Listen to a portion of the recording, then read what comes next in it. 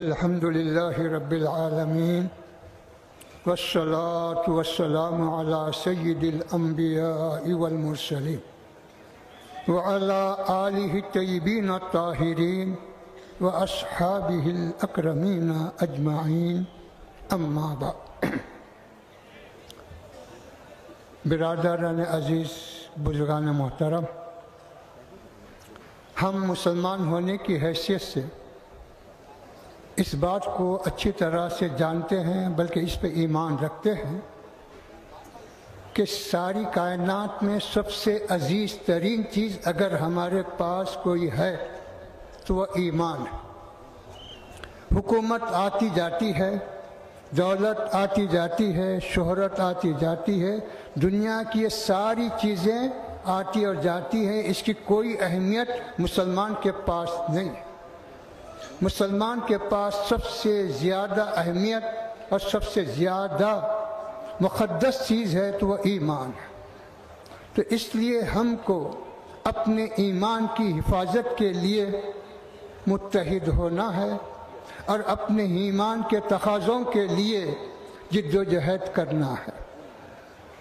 آپ جانتے ہیں ہمارے عقیدے کے اعتبار سے جب یہ دنیا قائم ہوئی، حضرت سیدنا آدم علیہ السلام کو بھیجا گیا تو قرآن مجید جیسا کہتا ہے کہ ان اول بیت وضع للناس، تو سب سے پہلے اس کائنات میں وقف کا وجود ہوا۔ بھائی اٹھنے کا نظام نہ بنائے، حضرت کی بات کو سنیں، اٹھنا کا بالکل نظام نہ بنائے۔ بہت دور دراز سے آپ آئے ہیں، بیٹھیں تسلی سے سنیں حضرت کی بات کو۔ آج جو وقف کی بات چل رہی ہے یہ بات آج ہی نہیں ہے، یہ کہا جا رہا ہے کہ وقف کا شریعت میں کوئی وجود نہیں ہے، قرآن سے ثابت نہیں ہے۔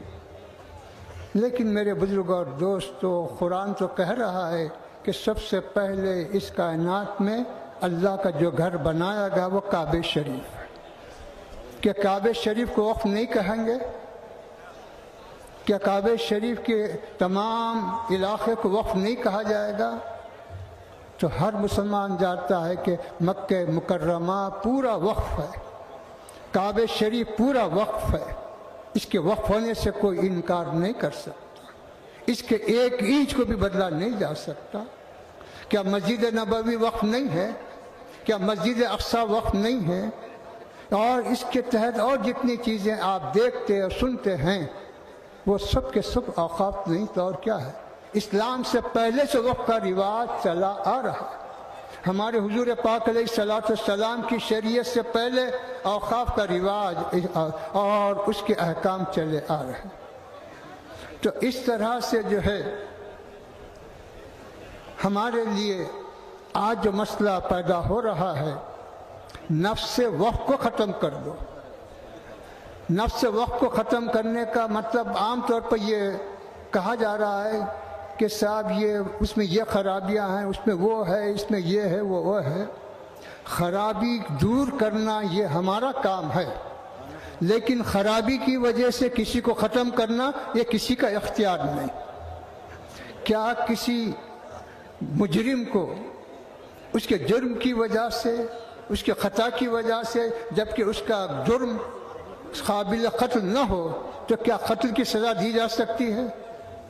کوئی دنیا کا قانون کہتا نہ آخرت کا قانون کہتا کہ کسی کو کسی جرم کی وجہ سے قتل کی سزا دی جائے، جب تک کہ اس کے قتل کی سزا اسی وقت تک ثابت نہ ہو جب تک کہ وہ قانون کے دائرے میں نہ آئے۔ تو خرابیاں اور ہیں، خرابیوں کو اچھال کر، بدعنوانیوں کو اچھال کر، اس کو بہانہ بنا کر نفس شے کو ختم نہیں کیا جا سکتا۔ اگر یہی رواج رہا تو پھر کل آج جیسا یہ رواج چل رہا ہے کہ صاحب عورتوں کو جو ہے ابھارا جا رہا ہے کہ تم بھی مسجد میں جا کر مردوں کے برابر کھڑے رہنے کا حق مانگو۔ تو اس کا مطلب کیا ہے؟ اس کا مطلب یہ ہے کہ چند زر خریدوں کو بھیجا جائے گا اور اس کے بعد مسجد کو ایک فساد کی جگہ بنا دیا جائے گا اور کہا جائے گا کہ یہاں پر فساد ہو رہا ہے لہٰذا اس کو بند کر دیا جائے۔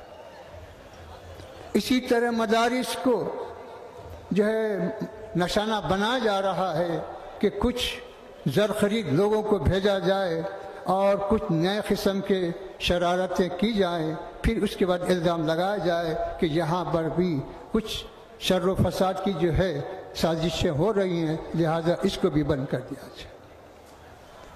तो आखिर ये चीज़ कहाँ रुकेगी, कैसे रुकेगी और इसका इलाज क्या है? इस वक्त अगर हम आपस में बढ़ते रहें, आपस में गुरोह बंदियों का शिकार होते रहें, तो याद रखो कि हम जुजियात को उलझकर अपनी हकीकत को खो रहे हैं और हम असली मकसद को छोड़ रहे हैं और असली मकसद से दूर हो रहे हैं। पहले ईमान है, इस्लाम है, तो फिर नमाज है, रोज़ा है, ज़कात है, हज है, मस्जिद है, मदरसा है, सब कुछ है। अगर ईमान ही नहीं, इस्लाम ही नहीं, तो फिर ये सारी चीज़ें तुम्हारे पास आएंगी कैसे? तो इस तरह से मेरे बुजुर्ग और दोस्तों, वक़्त को ख़त्म करने का मतलब ये है कि जब मस्जिद की हैसियत वक़्त की नहीं रहेगी, बल्कि ये ज़ाती जायदाद की बन जाएगी, किसी जमात की जायदाद बन जाएगी, तो फिर उसको आसानी से हड़प करना, ख़त्म करना आसान होगा। पहले वक़्त को ख़त्म करो, उसके बाद मसाजिद पर आसानी से कब्ज़ा करो। यही प्लान है और यही मंसूबा है वक़्त को ख़त्म करने का। वक़्त को ख़त्म, ये इमारत कुछ हो जाए, वो 2 इमारतें ख़त्म हो जाए, उससे कोई मुसलमानों का कोई नुकसान नहीं होता। गलत काम ज़रूर है, लेकिन इसका असल मकसद जो है मसाजिद पर कब्ज़ा करना, मसाजिद की हैसियत को मुतासिर करना और उनके जो मंसूबे हैं उसको पूरा करना है। और इसी तरह मदारिस के बारे में भी यही प्लान और यही मंसूबे हैं। क्यों कि मसाजिद की हिफाजत किसी और जगह से नहीं होती, मसाजिद की हिफाजत मदारिस से होती। मस्जिद किसी को नमाजी नहीं बनाती, मस्जिद का काम नमाजी बनाना नहीं है, नमाजी बनाना मदरसे का काम है। तो इस वजह से बतला रहे हैं, पहले नफ्स मस्जिद को ख़त्म करो, फिर उसके बाद मस्जिद में आने वालों को, मुसल्लियों को बनाने वाले इदारों को ख़त्म करो। यही मंसूबा है। इसी मकसद के लिए मुस्लिम पर्सनल लॉ बोर्ड मुश्तरका तौर पर, बावजूद है कि हमें बाज़ मसाइल में इख्तलाफ राय भी है, लेकिन इन तमाम चीज़ों को छोड़कर हमें मुत्तहिदा मुश्तरका जिद्दोजहद करनी है असल मकसद की हिफाजत के लिए, ईमान की और शरीयत की हिफाजत के लिए। मैं सबको जो है इस इत्तिहाद पर मुबारकबाद देता हूँ और उम्मीद रखता हूँ कि हमारी ये कोशिश यहीं पर ख़त्म नहीं होगी, बल्कि आगे और इस्तेकाम के साथ बढ़ेगी। सल्लल्लाहु तआला अला खैर खल्क़िही व नूर अर्शिही व अला आलिहि तय्यिबीन व अस्हाबिल अकरमीन अजमाइन या रहमान रहीम।